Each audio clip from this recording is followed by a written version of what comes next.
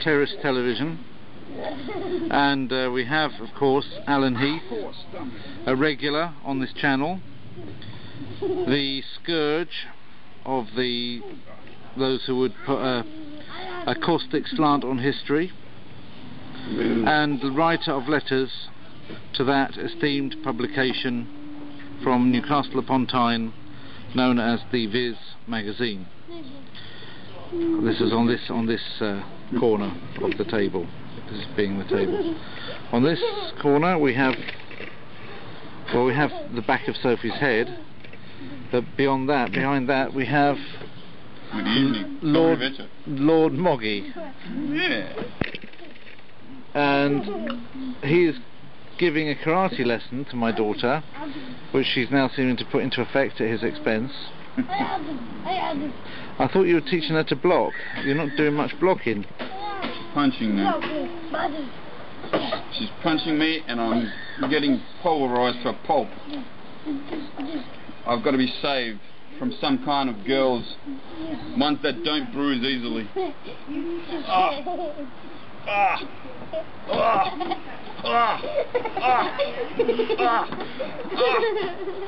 Any Russian girls, please save me. Come off.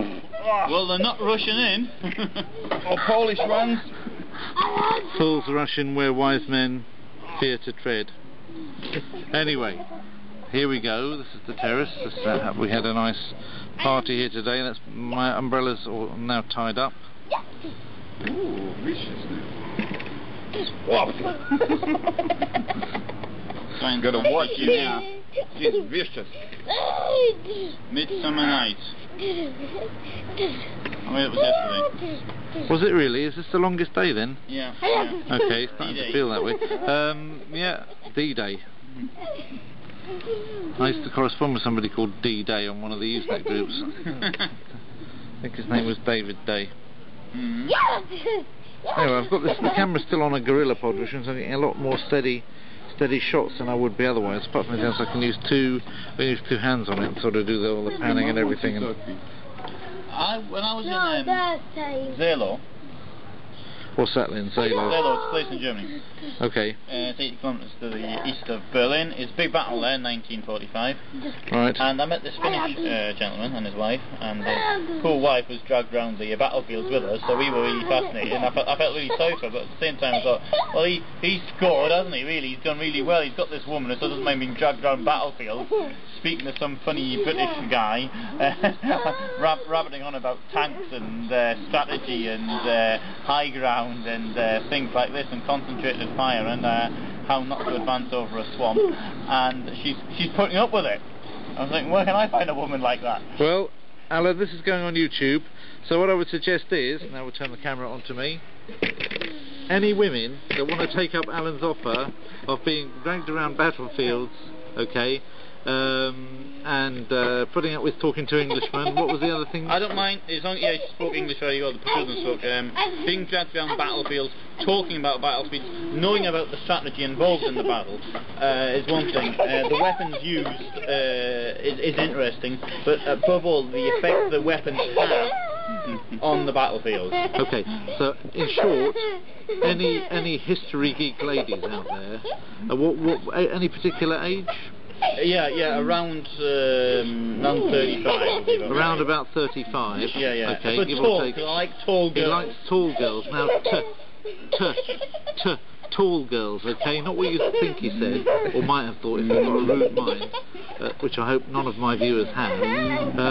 So, tall, if you're tall, as in high, lung, or have you put it? At least 1m70 anyway, okay. at least. If you want to live in Poland, or do already live in Poland, and you've got a... No, I don't mind moving. You don't mind moving? Yeah. For the right woman you'd move, yeah? Absolutely. Okay, right. So you've got the opportunity... Ooh, my cat, Gorilla Pod is his arms are shaking. You've got the opportunity to get the man of your dreams here in the form of Alan Heath, a man of over 600 videos, over 620 videos. Probably by the time most of you are watching it, it'll be 700 and something or more. So once I've finished uploading though, once I've got, I'm going to stop for a while. Are you really? Yeah. I bet you won't really. Yeah, I probably won't. You're one of the most prolific videographers that I've ever seen. So anybody wants to get in contact with this guy, you know, then his channel is youtube.com/Alan Heath as one word, which is very different to his real name, which is Alan Heath in 2 words. So and capital letters. and capital letters. Unless, of course, you're dyslexic, in which case you can write it backwards and put small letters in it. And it's perfectly allowable, because, you know, you can do what you like if you're dyslexic, you know. Well, grammar-wise, anyway. Sophie, you're...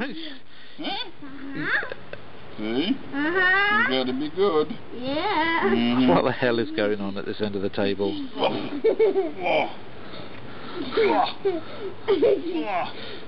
Sophie, I think go to bed, Sophie. There's a good girl. You're being aggressive and somehow deviously flirtatious at the same time, and it's all a bit too much. That's it. Come Could on. you go to bed? There you go. Enough of that. Wait till you're married and you can do that to your husband as much as you want. But you need a different kind of wife, not one that's 8 years old, I take it. No, not that young, unfortunately. So what is your range? Come on, we're going to do a matrimonial video for you now. Someone who's around... We've done one for him already, so... No younger than 25. No younger than 25, or no older than 25. Let's get this right. She can't be any younger than 25 and no older than 37. So between 25 and 37, that's your range, yeah? Mm-hmm. What about height? Because Alan said he wanted a tall girl. Yeah. So I think you've delighted us for long Darling. enough. You are the weakest link. Good night. See, I wish girls were as sweet as Sophie, but they're not like... So I've been thinking that some like 8 years old Right, would bed. be right for me. Bed. Because by the time I get around to it, Yes. it's going to be like 30 years time in any case. Mm-hmm. So really, Sophie's probably like the right choice for me. That means I'm going to have to call you Daddy. Yeah. I'll open a waiting list. Yeah.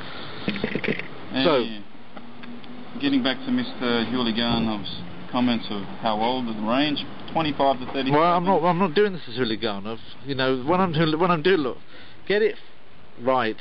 Okay. When you hear the sort of, when you hear the, Are you listening? His name is Mr. David. was that supposed to be me as Huliganov? Was that supposed to be Huliganov? You can be whoever you want to be. Can you do a Huliganov impersonation? Yeah. Go on then, do a Go on then. Come on, Victor. Come to me. Tell me what age do you have? He doesn't come from Jamaica. Maybe his mother was from Jamaica. Or Never from... can tell. Well, there was a joke like that, wasn't there? Was his mother from Jamaica? No, I sent my wife to the West Indies, Jamaica. No, she went of her own accord. Okay, and then there was another one for Alaska, wasn't there? Yeah, my wife... My wife makes this baked pudding, I don't know what it is. Alaska. I'll ask her myself. No, Yeah. no, there was one... This baked ice do cream. you know the capital of Alaska? Yeah, the answer's in the question, yeah? Yeah. Okay, alright. A question with an answer. Yeah, Juneau is the capital of Alaska, that's the joke there. Alright. Maybe we should sit closer together actually, because if you pan it, I've noticed that when one pans, the light, at least with mine, yours is better camera, Yes, but the light is dark at the beginning and then it sort of gets lighter and lighter. Well, it does adjust for it, but probably you're right. Mine doesn't. But we've got to be careful of that, because I don't want to be like the village people. The village people are, as we say, gay. And I am not in that category. Are you sure? Very Can sure. you prove it? I can prove it.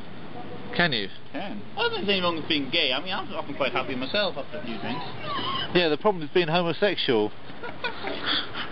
Yes, what is that? Hang on, word? I'm getting called by my wife. What, darling? Oh, tea, rooibos maybe. Do you like rooibos? I don't know what it is, but it sounds good to me. Do you like rooibos?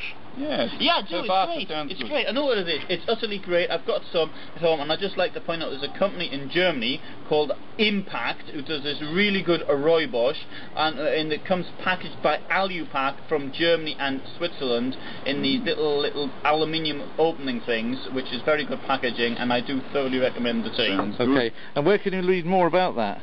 On ceepackaging.com. Okay, right. And see the video. Righto. So don't forget to subscribe to that magazine. So it's a leading Central Eastern European packaging magazine. Absolutely. And, yeah. So right.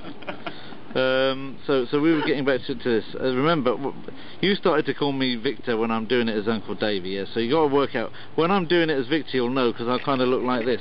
I'll go. My face will sort of go down like this. The corners of the mouth, they will go down. And then the next thing what will happen, the voice will get deeper, the eyebrows more arched, the breath more deep, the eyes going more from side to side, and the accent will go to like Russian, and also thinking will start to be in Russian, so that sentences are starting backwards to come out. So you will know if I'm doing the Victor.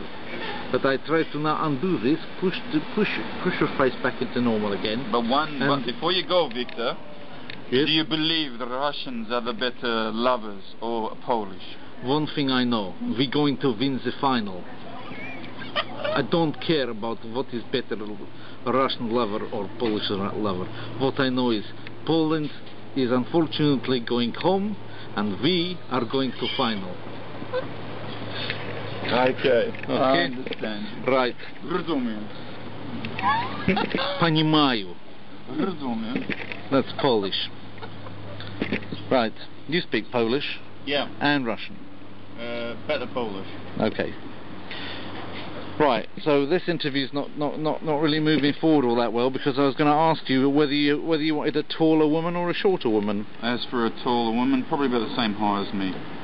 No more. So not very tall then. Not more than 6 foot. Oh. And it's not a question of getting a woman bigger than that. I mean, it's a question of where do you start? That's true. Very true, Alan. On top of the pops. We have a musical number from Sophie. That's right. She's about to play something very seasonal called Wśród nocnej ciszy. It's very seasonal, very commonly heard at this time of year. You know, around the middle of the year, around July, there's the summer solstice, being that kind of. And can you see when I do it like that? Maybe, just maybe. Alle schläft einsam wacht, nur das traute hochheilige Paar. Holde Knabe, you're not singing anymore. Mit lockigem. Do you know the words to Hatikva? You don't? Sang at the synagogue, but I don't know the words. Okay. Do you know the words to... I might just, if you get me going on the Hatikva, I might be able to join in. I've got to have the first few... I'm not I can't remember it very well. I mean, my Hebrew is from hunger. When I went to Israel one time, somebody said to me, David, you speak Hebrew like my mother. She's from Romania. wasn't the best compliment I ever had, although I thought it was going to be a good one at the beginning. But I told you the one about the Scottish the Scottish Jew, didn't I? Yeah, the two mirrors. One mirror. He put 3.5 candles next to a mirror. Yeah. If I something, if you do like that, you can see this. Alright. Very good, you can do it. Alright. 1, 2, 3.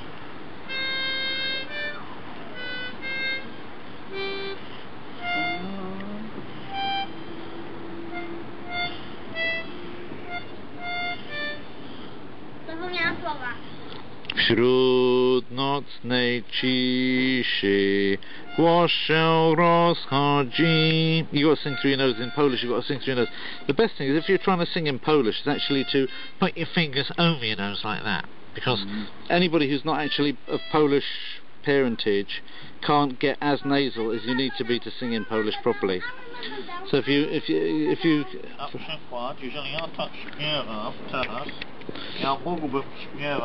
you'd have a perfect Polish accent. Huh? Yeah. We could do this. Jeszcze Polska nie zginęła, póki my żyjemy. Co nam obca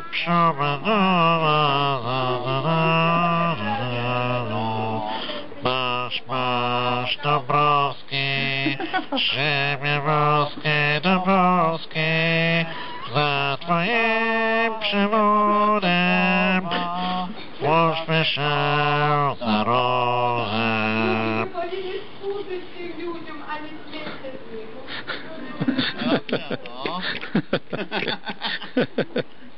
Okay.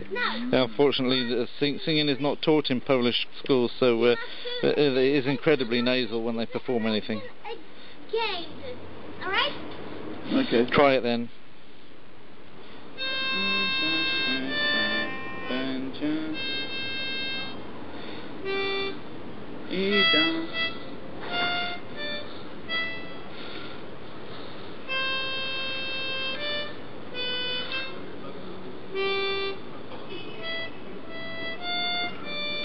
I see that our singing of the Polish anthem in a nasal way has brought the crowds out.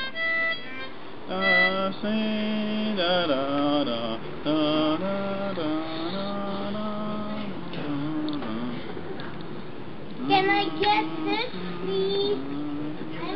I'm here. She's a good, she's a good, she's Japanese. 1, 2, 3, 4. You must be saying wśród nocnej ciszy. No. Wśród nocnej ciszy. Oh, no, okay, dobrze. Oh. When the song comes. 1, 2, 3. Wśród nocnej ciszy. Proszę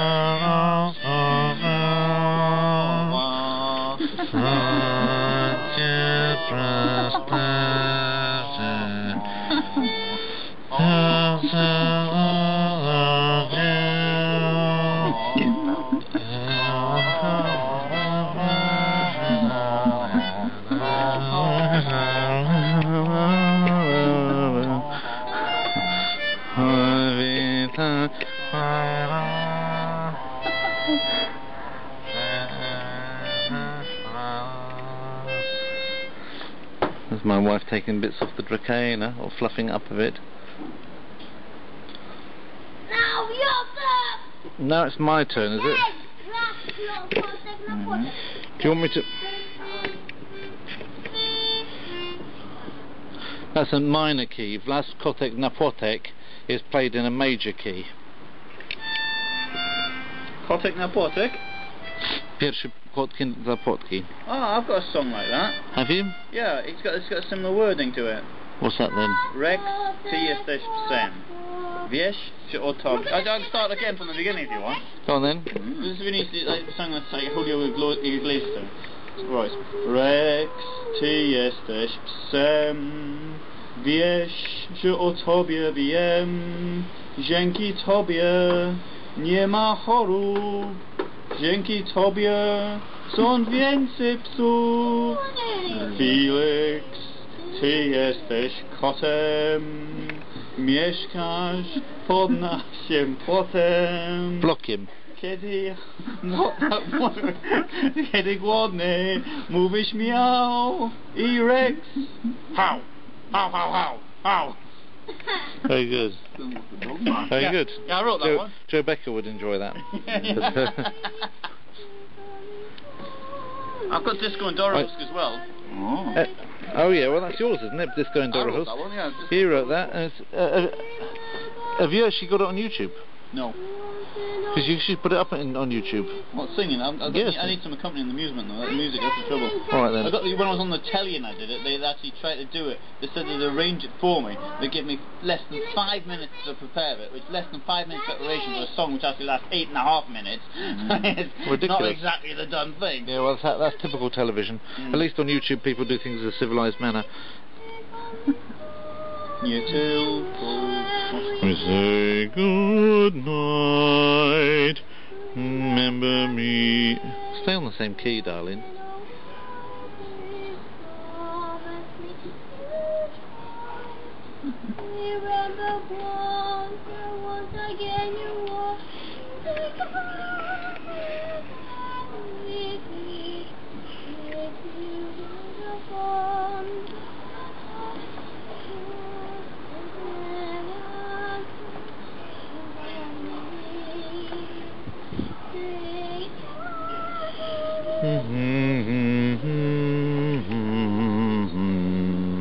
Don't think about the way things might have been. Think of me waking silent and resigned.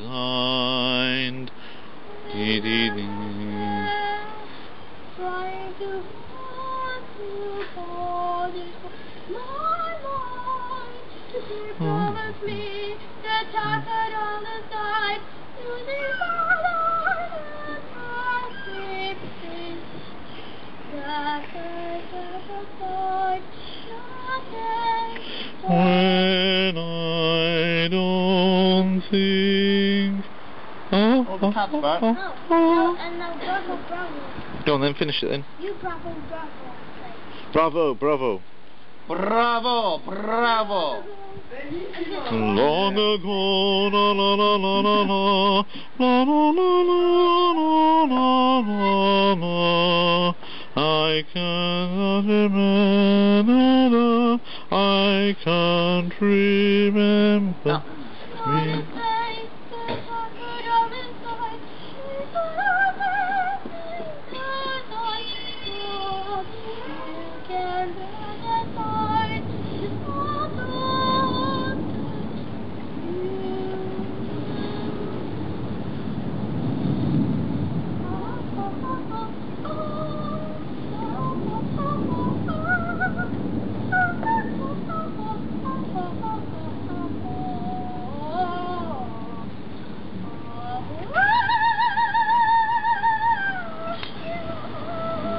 Okay, it needs a bit of practice, I'm afraid.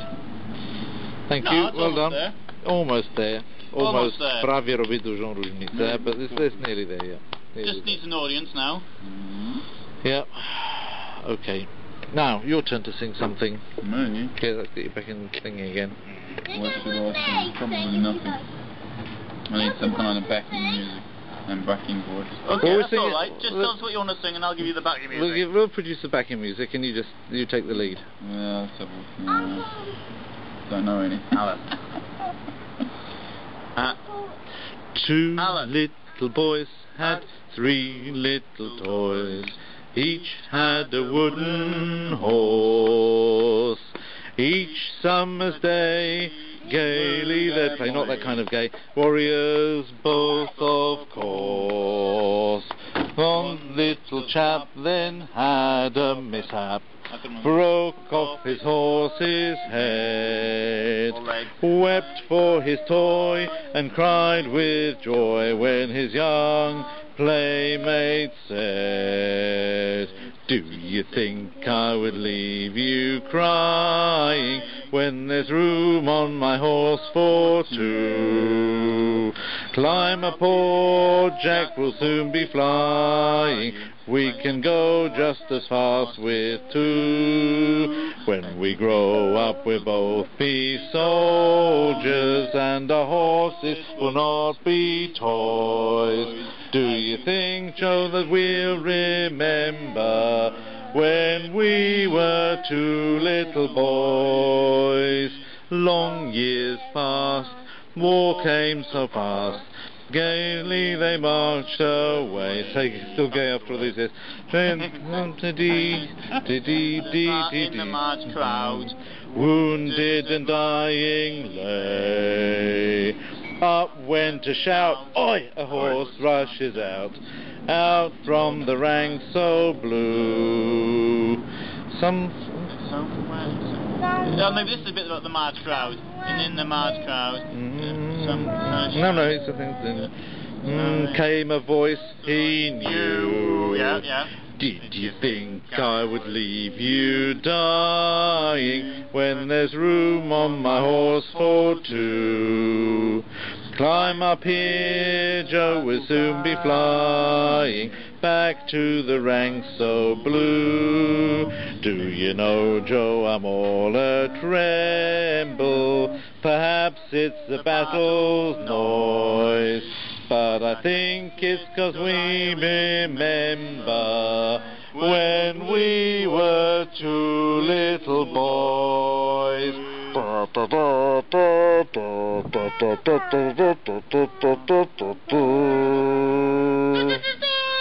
That wasn't bad. That is. Considering I haven't heard it for 30 odd years. Well, that's right, but it is the Australian national anthem, though, isn't it?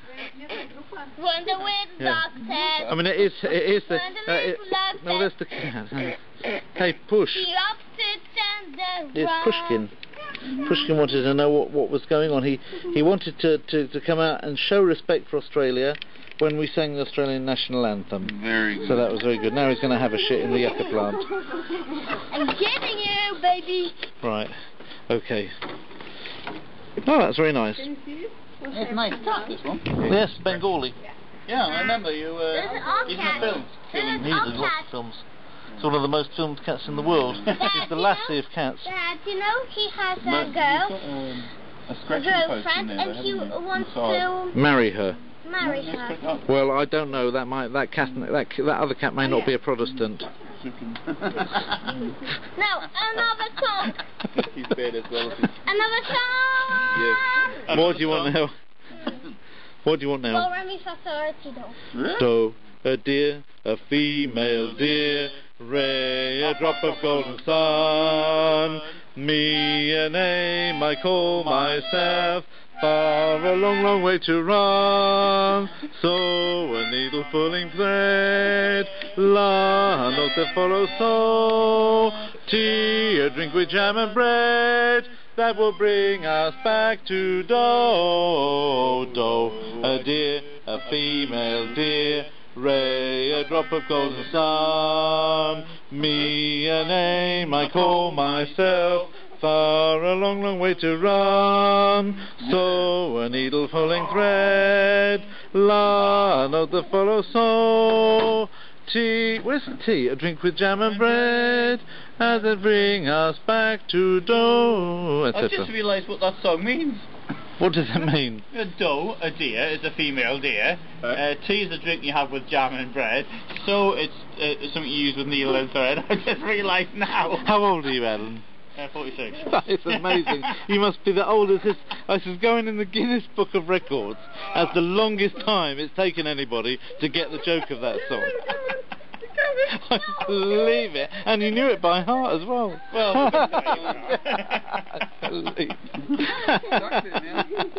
that is the stuff that Viz Letters is made of. Anyway, this has gone on for quite a while. We're going to have to stop it, otherwise it'll never get up on online. Right, we're getting somewhere now because the conversation is starting to get very contentious around this table. We're still here. This is part 2 of what we started earlier. We've still got Lord Moggy, Alan Heath. I'll move over there so that at least we're sort of together. Alright, I bet if okay, you moved over to me actually, with the mate and the sun. There's more. Well, that's going to be the main source of light now. It's got to be here. Yeah, so I was just it thinking might of be this. more interesting light around there. Yeah, because that's going to be on my face. Are you taping this, by the way? Yeah, but I can always edit it. Although I'm not a big one for editing, I just like it to be nice and natural. I don't mind the production meeting even staying in it. It probably will stay in it. I moved the. I think I felt a bit rainy. Rain? Felt something wet. Maybe it was the tea I spilled on me. That's the teapot. And the fact that I got a chip in the spout, that's definitely going to get edited out. I'm very much about it. Next time, I haven't got a teapot. Next time I'm going to buy a teapot. One thing I wanted to ask you before we go to a little more is how long did it take for you to get your residency permit? I wouldn't bother with things like that. Yeah, but you are in the EU. Oh, that's the reason why. Okay, that's fair enough. But in the old days, 3 weeks or something. in the old days, it wasn't all that difficult anyway. It's taken me longer than I've got a lawyer to do it for me. Well, he's got a lawyer doing it for him. Well, what a rip-off, eh? Well, yeah, it's because we got a legal firm. If anybody needs legal services for Poland, believe it, people still ring me. Especially when I'm plugging my phone, which I don't often do. Dígame. Hola. ¿Qué tal? ¿Cómo estás? Who's winning? Who's winning? ¿Quién gana? See? Sorry, I didn't understand. I can't hear you very well. Yeah? Yeah? Oh, that's fantastic. Spain? You've been invited to dinner with a beautiful lady tomorrow, Moggy. Are you serious? No, this is Ivan on the phone. Yeah? Oh! I'm in His trouble. his lady has found you some... A bit of all right. Nadia's sister, the sister of the lady who was here tonight. Oh! His eyes have popped out of his head. Okay. Yeah. Is she tall, by the way? She's not blonde, she's dark-haired, but other than that, she doesn't bother me. It certainly doesn't bother him. So he's very happy. His eyes are very happy. Okay. It is Spanish efficiency. Well, it's much better than most Spanish efficiency I've ever seen. But I'll say that it's eficaz. Tú eres muy eficaz. Muy eficaz. Muy eficaz. So. Okay then, righto. Dziękuję. Eso me parece Yes, I'll give him your mobile number now. Yeah, in a short while. No tenemos su tarjeta. Okay, we'll do. No, about 9ish. Okay. I hope she's older Okay. than that. No, that's the time of day. Las nueves, not 9 años. 9:30, 9. Interesting. Very interesting. Uh-huh. I've never really had much luck. Okay. Okay then. Thank you. Okay then. Bye bye. If she knows any tall girls. Bye. Bye. Tall ones. How tall? No, I'm not like girls same height as me. Right. My sexual Well, anyway, perversion. aren't you lucky? Aren't you lucky? I'm not interested. Aren't you lucky? You've had an arranged date. That Nadia looked a bit. Yes. Yeah, Nadia certainly looked a bit of all right to me. So, I mean, Remember, this is on camera. well, that's fair enough. So I'm thinking, thinking, I is wasn't she trying Russian? to chat her up. Well, She's Ukrainian. Too small Ukrainian. For me, isn't she? Yeah. Anyway, well, but there we are. There we go. Let's get back to what I was going to say, because all of that is going to get cut out anyway. This is getting silly, and I haven't got the disc space for silliness. Right. It is. If anybody wants to have a lawyer or legal services in Poland, they should definitely go to Grupa Strategia, GRUPASTRATEGIA.com, and look up our legal firm there. We can help you out of all kinds of scrapes in Eastern Europe, well, particularly Poland, that is. We can do other things for you in other parts of Eastern Europe as well, of course, but if you want any kind of legal services done in Poland, we've got the guys for you. We can't do the impossible. Some people say we can do the impossible, but then it wouldn't be impossible, would it? So I say we do the nearly impossible. It's an awful lot more logical and more true. So there we are. You were going to talk about a minute ago Braveheart and your opinions on William Wallace and Mel Gibson's agenda. Which is the most interesting part of that to talk about? I think you're getting onto Mel Gibson, which is going to be what people really want to hear about, and his anti-English agenda, which you can see both in The Patriot, where he has English troops burning down churches, something which I believe... They're British, though, aren't they? Well, yeah, British, but I mean, he means English, which is something that never happened. And then again, he's anti-English when it comes to Braveheart as well. He's idealising the Scottish and making the English look like the bad guys. Yeah, but well, they were the bad guys. I'm not going to in this case. What do you mean we were the bad guys? How were we the bad guys? Edward I, in his role in Scotland, was the following. Edward I, he came to the throne after a period. His background, came to the throne in 1272. He was born in 1239. So he was 33 years old. His father had been a non-entity, and he certainly was not a non-entity as a person. I see Edward I as being, he has a lot in common with Hitler of all people, in as much as, and in Stalin for that matter.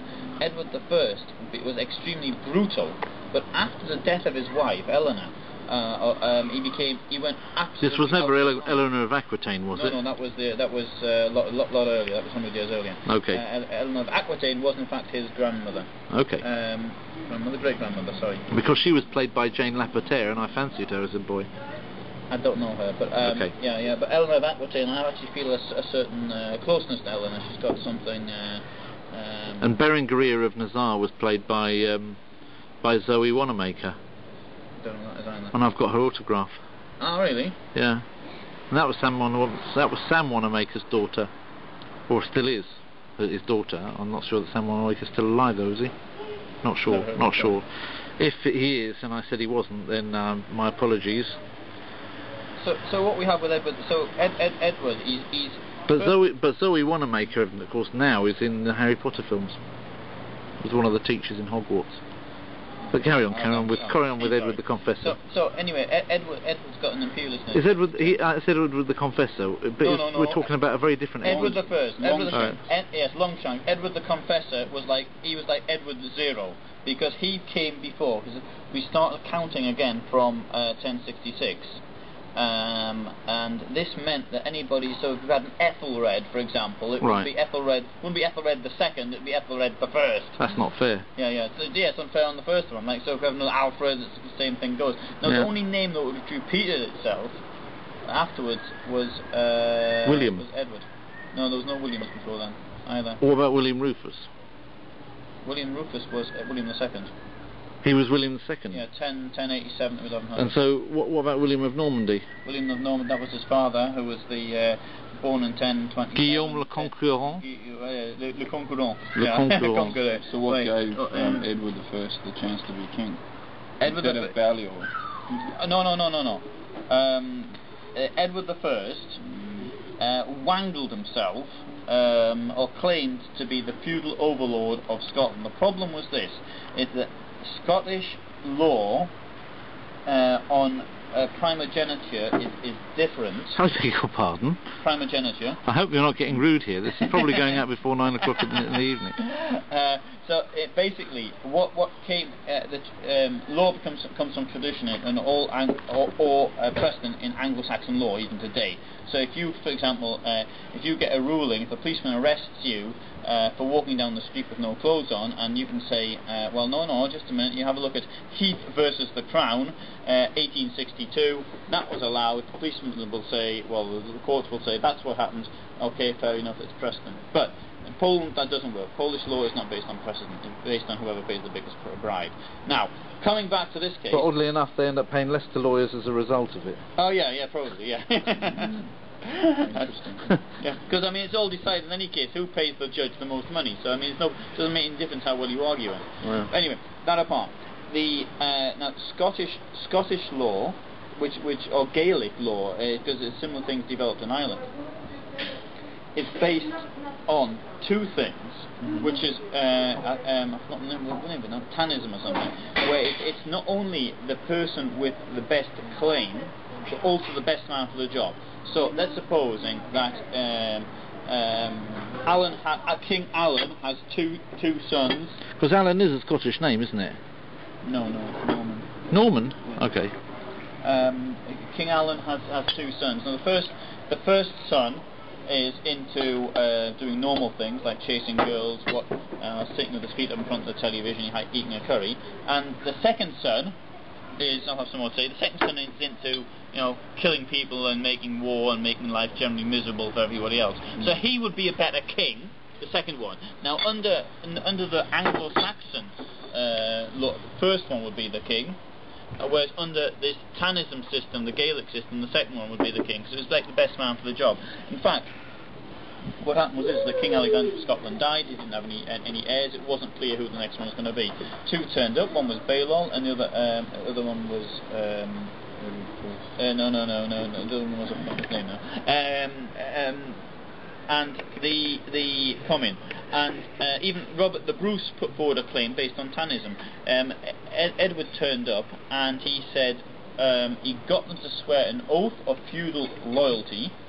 And then that put himself as the overlord, and which was a bit unfair. Balliol sort of went for it at the beginning, and then sort of when Edward started pushing him a bit, decided, well, forget all this lark. Now, who actually broke this agreement, I don't know. But what did happen was that Edward invaded Scotland. Pushkin's killing my sea buckthorn. So I'll get the cat off the. Hey, Pushy. Hey, Rex.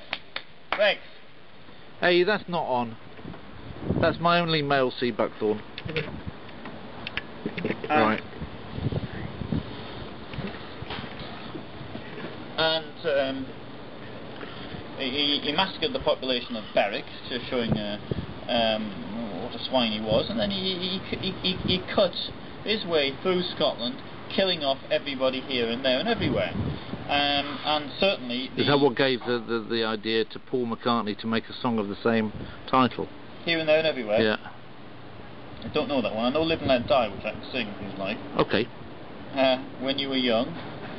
And your life was an open book. You used to say, live and let live. You know you did, you know you did, you know you did. But in this ever-changing world in which we live in, makes you give in and cry. Ba ba ba, ba ba ba, let die. Live and let die. Okay. Right, back to the theme. Right, good. So after the commercial break,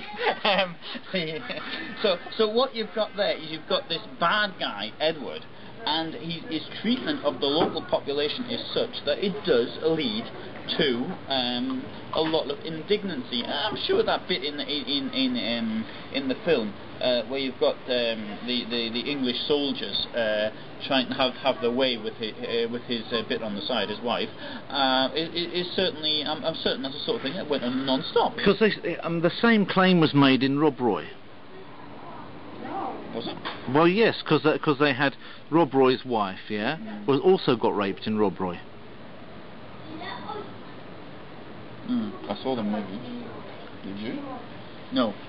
That had that actor in it whose eyes are too close together. Oh, yeah.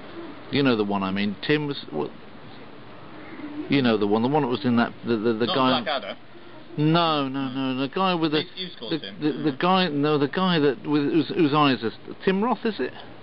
Timothy Roth. Is that his name? No. The guy who's in that one where he's playing the piano, going rolling around the ship, playing on a piano the whole time. Legend of Greystoke. That was about Tarzan. Yeah, 1984. I remember. I saw it in the cinema with a girl, Pascal Guerin. I still remember her name. Yeah. From Bordeaux. Yeah. Was she French then? French. Okay, that can be quite interesting. Yeah. I haven't seen her for 25 years. Nearly. Well, not quite. No, not quite. If you're out there, Pascal. Yeah. I still remember you. http://www.ceepackaging.com. But Pascal, be warned that you are now too old for me. Yes, she's over. What was the upper limit? 40, I think. I thought it was 37.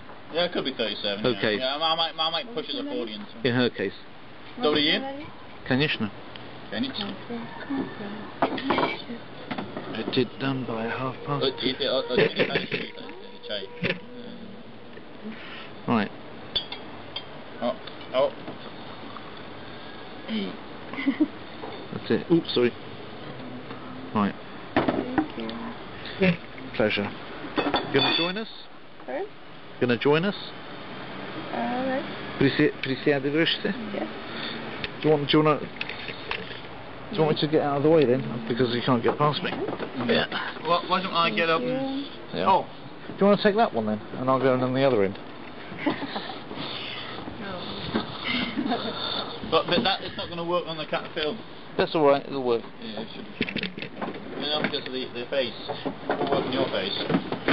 I think the camera's going to deal with it, to be honest. Really? Yeah. Well, I mean, I've got you two guys anyway together, and you're going to talk about Edward, Yeah. and you're going to say things about Braveheart, which is my wife's favourite film, actually. Do you like? You like William Wallace, don't you? Isn't this cat? Isn't the microphone too weak? I mean, you must have. Mine wouldn't come out this well. Well, I've had nuts writing to me saying about getting a microphone. I said, well, yeah, certainly, please send it to me, and I'll be more than happy to use it. But they never do. They expect you to go to all that expense just to entertain them for free. Yeah. There are some people out there on YouTube Landia who, in fact, the most critical voices that you ever got in your videos, you can then go and see who it is that's writing these things to you, and invariably it's somebody who's got no videos or who's representing third-party content the whole time. Yeah. Yeah? Unlike us, presenting real, genuine stuff. That's right. I mean, I may nab the occasional song for background music, Yeah. but the content that we produce on our channels is all content that we've put our own creativity and thought into. And sometimes Like- I have blue screens behind me. You sometimes have blue screens behind you. Yeah. Do you really? Is the teapot in the way? It's all right. It's quite a nice prop. It's just to protect my privacy. You see, these days you never know who's out there to take you away to the paddy wagon. What's a paddy wagon? A paddy wagon is What's like a paddy wagon? Police car. Police car. Is that an Australian word, paddy No, wagon? it's British. Is it really? Actually, the word Black Maria... Is paddy wagon a British word? Yeah. Have you heard of it? Oh no. Well, I must have known what I meant, but I mean... okay, maybe it is British. But the word Black Maria, I can say where that comes from. Because this is a word... Częstochowa. No. It comes from the paddy wagon. It's the car that takes you away. What was this? There's a woman it comes from New York. It made its way to Britain. Where I think in Britain it's used. I don't know if it's used in the United States. But it was a woman in New York. She had a bar, and it was in the rough area of town. And any sign of any trouble though, she was onto the police, and the police came down and picked them up and flung them in the back of Black Maria, which it got its name Black Maria because she was black. The carriage that took them away was black, and so she was called Black Maria, and then they called it after her. This was in New York, yeah? It was in New York. West Side? I don't know exactly, but because I'm trying to find I'm getting a segue. I'm trying to get a segue here to Maria, yeah, and West Side, and you know what's coming, don't you? You get the segue coming up. That one, yeah. The most beautiful sound I ever heard. Join in with me, guys.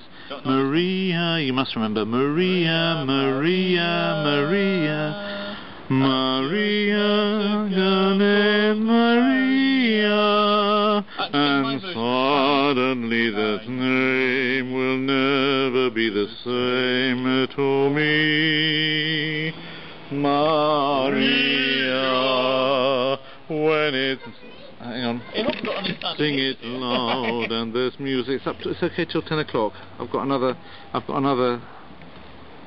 The funny thing is, football's on, isn't it? And I can't hear any cheering. Yeah, it must be that they can't decide who to support between the Italians and the Spanish. Well, it's a problem. I mean, it's a problem. I mean, unless you've got somebody here from Spain, that's why we had this Spanish guy around, and they didn't want to watch it with us. You never know. Well, that's right, but then he did have a very nice lady, didn't he? So you could tell. Nadia. Well, I don't know. I mean, what do you think? I mean, you get to a certain age, and let's face it, football's more interesting than women.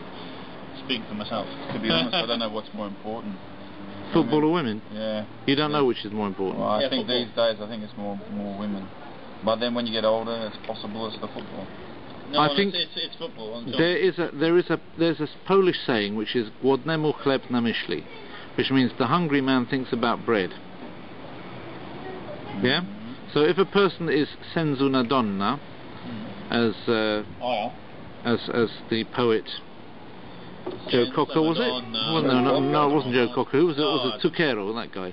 He sounds like Joe Cocker, but in an Italian version. The poet Zucchero said, if you are sens una donna, then that's what you think about. Whereas if you're sens un football, then that's what you think about. The cat's got something around it. I think. Around it? Yeah, because it's where it went like that. What is it? Is it when You got stuck on something. It went flying. I don't know. I thought the cat was chasing something. It must have had some. It made a lot of noise. Usually, it doesn't make anything like that kind of noise running across the place. I'll have to check it out in a minute. So back to this William Wallace. What's the deal with that Master Alan? Okay, well, basically, what he's done, he's mixed it up though. He's put it into a far more glamorous setting. He's tried to. I'm still getting over the British being the bad guys in there. Yeah. Well, obviously, Mel Gibson, who's got is about as accurate historically as Mike Tyson is, and he's he's tried to make him up as sort of the working class hero as well, putting him just living in some hovel. He wasn't living in a hovel. He was a very wealthy person. He went to France and all the rest of it. He was educated there. Oh, sorry. So who was truly I'll the have to bad edit ones? that bit The out. bad guys, Yeah, sorry. Either that or not. Sorry? I might not actually. No, I should do. I try to hold it back, but I couldn't. So we're English. Because this is the beauty of YouTube. I mean, the BBC would never show that bit. That's the But I think it's more honest to show it, don't you think? I saw it in Hard Talk, some of them. So were the English the bad guys or not? Yeah, English were the bad guys. I don't hide that, but I mean. With that Stephen character. What's his name? That Stephen. guy? No, it's well before that. Stephen was 11:35 to 11:54. No, I'm talking about Stephen who does Hard Talk. Stephen, what's his name? Stephen Sondheim. Yeah. No, it was the person he was interviewing. Yeah. Yeah. And Tim Sebastian does it sometimes. He doesn't do it anymore. Does he not? Because I don't watch. I watch almost no television now. But I used to watch Hard Talk, and Tim Sebastian was still doing it when I watched it. And I have to say that Tim Sebastian, I mean, most of the BBC journalists I have no respect for whatsoever. But Tim Sebastian, he was the guy. I always did think very highly of Tim Sebastian. In fact, I'm not sure that Tim Sebastian is one of the reasons why I'm in Poland. Because he was covering that. Do you remember he covered that solidarity stuff? Really, did he? He did. You know, it's not Tim Pigott Smith.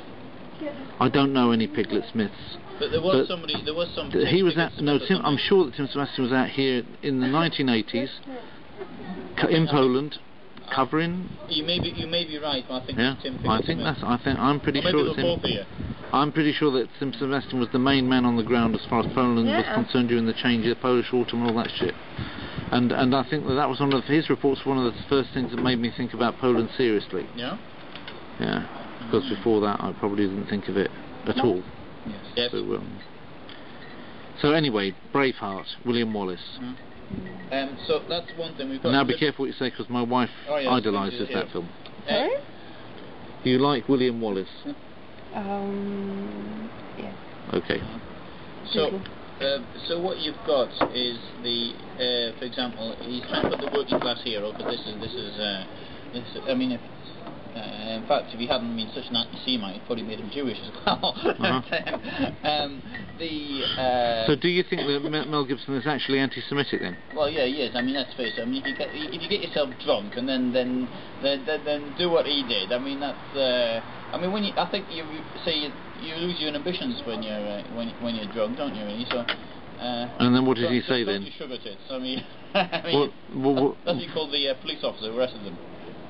He called he called the police officer who arrested him sugar tits. Yeah. So how close to the facts do you believe? Allegedly. Allegedly, yeah. Okay. He's allegedly arrested. The alleged Mel Gibson. Yes. How close is it? Well, it's a film. I mean, he could have done a better job. I mean, look, there are certain things. I'm gonna compare this to a couple of other films. One being The Great Escape. Now we all know The Great Escape because it's a really good film. Is that football film? No, that was a daft film with Pele and Bobby Charlton. Well, wasn't it called The Great Escape or something? Still Stallone. No, that was Escape to Victory. All right, okay. The Great Escape, 1964, Richard Attenborough, and. I love Richard Attenborough. Yeah. Especially, I liked it when he started to get up really close to those gorillas. Yeah, that's the one. And anyway, so. And the male silverback is weighing in at almost 7 tons, is the largest ape on human history. Sorry, after. I thought you were talking about the other Great Escape in the war. Yeah, the war film. No, I was talking about the war film. So I use that as an example. Now, that's a film which is based on fact. It says at the beginning it's based on fact and all the rest of it. And for example, the end where they shoot the prisoners. Well, that didn't actually happen like that. So they shot them all individually and all the rest of it. And they put them in. Steve McQueen actually turned up in the set and said, "Well, wouldn't it be good?" Steve McQueen had gone into bike riding, and he's got this very famous scene where Steve McQueen tries to jump over the border on a motorbike. Which obviously that was total fiction, that never happened. Another thing, a problem with The Great Escape is you see them, for example, escaping through, they are escaping in Poland, bear in mind that camp was now in Poland, but you see them through alpine scenery. So they are things which are wrong. Whereabouts is it then in Poland? Żagań, near Zielona Góra. Oh, well, that's fairly hilly down there, isn't it? No, it's not. Zielona Góra? Zielona Góra. Not Jelenia Góra? Jelenia Góra is hilly, but it's not alpine. Right, okay. So, and these were things which are put. You see this in the film, people escaping the Oder River, and they've got this it's like they're going down the Danube or something. Right. But okay, that apart. But I mean, there's little things. Okay, that was a mistake. But I mean, you put the thing in the way they shoot all the prisoners at the end, and that's fair enough. And then. To quote yet another film, Escape from Sobibor, which my friend Tom did escape from. He was genuinely there, and he was an advisor on the set. And he kept saying, well, those interviews are on your channel, aren't they? Yes. So if you want to know more about the or see the live interviews that Alan's done with Tom, who I also met at a function. I didn't interview him because I didn't think I had my camera then, or so I didn't bring him. Mine. Well, I know, but I mean, he was your friend. I don't want to steal your thunder. I mean, you've got to get your 620 films in, haven't you, somehow? But, I've even destroyed a couple of interviews with him. I mean, you're kidding me. Yeah, but he's living history, though. Polish. Okay. And he said the director of the film, Tom said, look, this didn't happen. It didn't happen like that. And Tom said, look, you've got to sum it up somehow. What happened. I think the director took far too many liberties, but I mean, okay, fair enough. You can't put all of the reality into a 3-hour film, can you? No, you can't tell. I mean, even Holocaust, even the Holocaust series, which has got like, the Holocaust series with Meryl Streep in it, and Tova Feldshuh. Can you believe Tova Feldshuh? Who was that? Well, you don't know Tova Feldshuh? She was in the Holocaust. She was. Yeah, but what role did she play? She was the young guy's. Yeah, she was that Czech bit. Yeah, she was absolutely beyond belief. Tova Feldshuh. And if I look at all, and I went on IDBN, International Movie, IMDb.com, the International Movie Database.com, and looked for all the photographs of Tova Feldshuh to see if I could find anything even remotely as attractive as she is in that Holocaust movie. And you know, she's not looking too good these days, but you know what that is? That's age. It ages you. Yeah, time, the effects of oxygen over time. That was 30 years ago. The importance of that movie, of course, was that it was that it put the Holocaust on the map, so to speak. Yeah. And before that, it was not really very well known.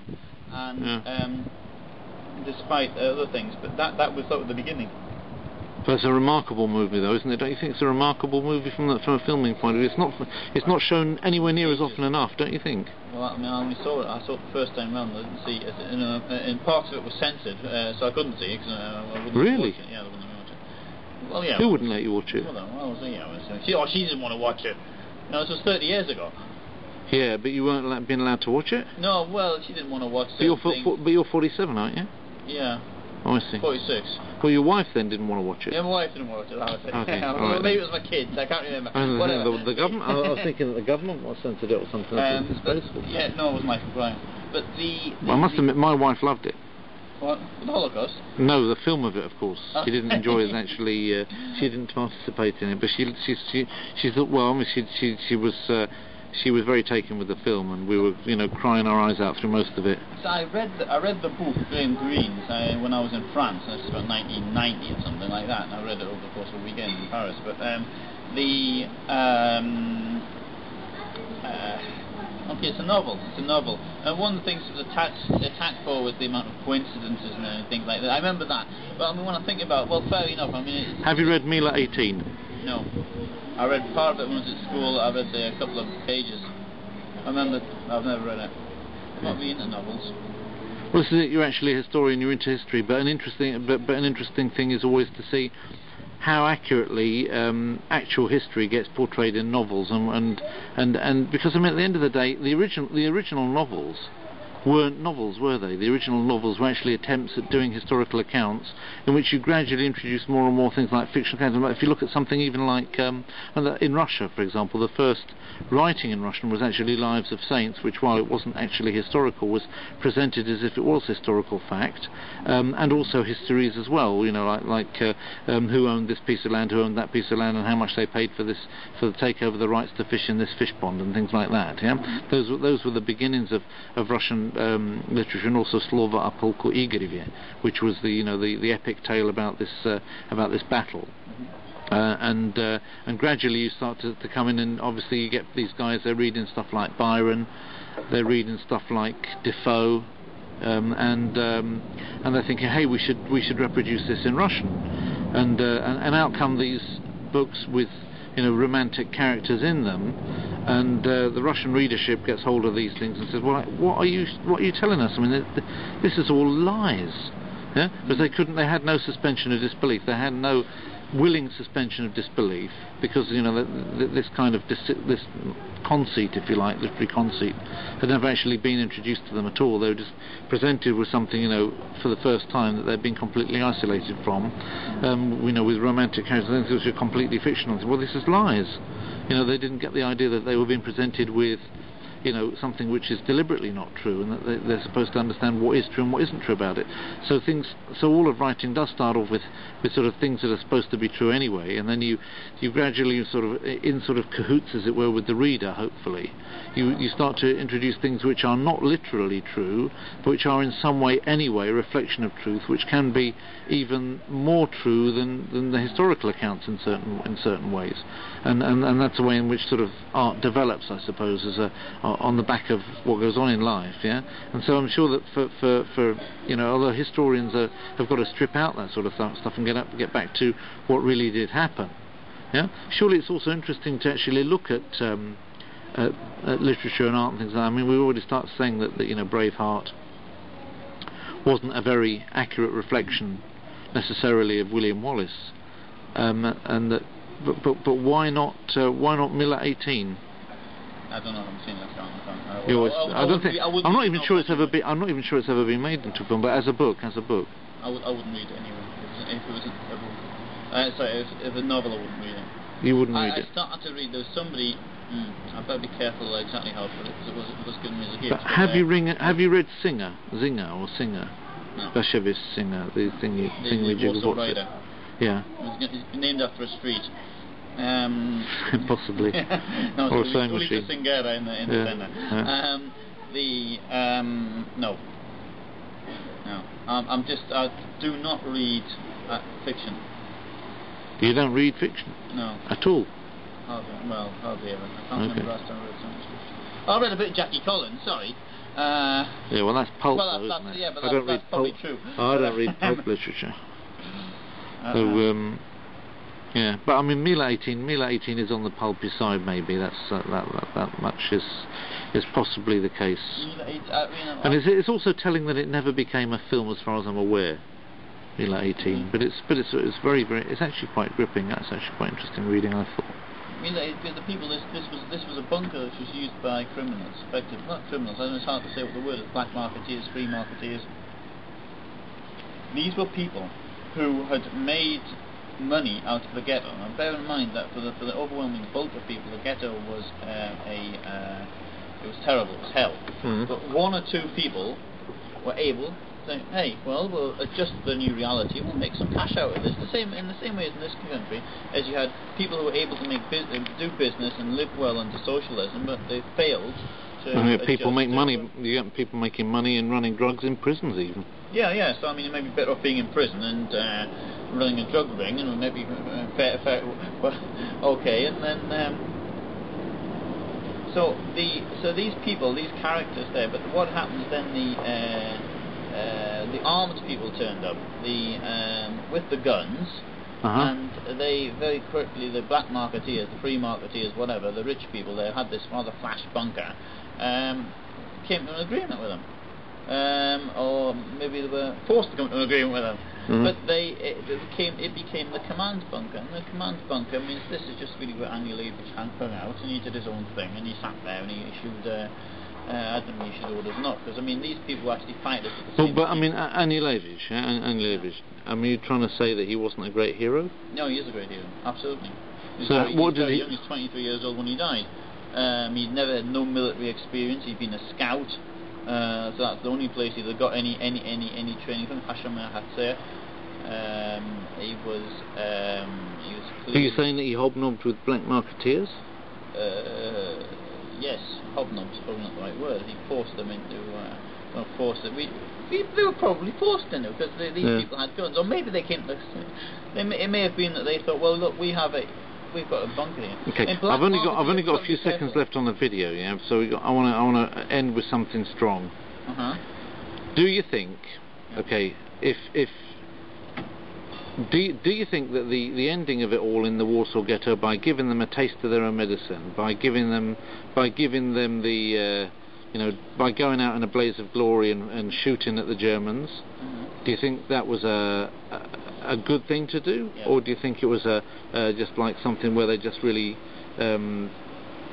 that they let the side down, that it would have been better to carry on and go to heaven without any of those murders on the church? Do you think that standing up and giving them a taste of their own medicine was the right thing to do, and should have happened even earlier on? No. If there had been armed resistance long before then the Holocaust may not have even happened. So it happened. Probably would have done, because these were orders coming down from the very top. But unlike the Warsaw uprising the following year, in which case I think now the jury's out, if it was worth doing or not. The Jewish revolts, the ghetto revolts, as in the case of the Białystok ghetto revolt and others, this was a thing that was absolutely necessary. It was the right thing to do, because they were going to die anyway, so you may as well take some of them with you. Thus allowing more people to live, possibly. Well, maybe yes, maybe it did. I mean, were there many survivors of the Warsaw Ghetto? Not a huge amount. There were people actually got out during the fighting, but I mean, for example, the best known case is Marek Edelman. But he was. Was that the piano guy? No. The piano guy, he got out before the revolt. He witnessed. He was living quite close to the ghetto when it was happening. Okay, well, I've got to stop because I'm on 34 seconds away from the end of what this Mingy memory card has on offer. So thank you very much indeed. It's been tremendous sport. Absolutely. To have chat about matters serious and others more light-hearted, in great company. Thank you to Alan Heath, and thank you to Lord Moggy, colleagues from YouTube, and hopefully it's encouraged other YouTube people watching this to arrange their own little YouTube get-togethers and make their own films of discussion at those YouTube get-togethers. And thank you and good night.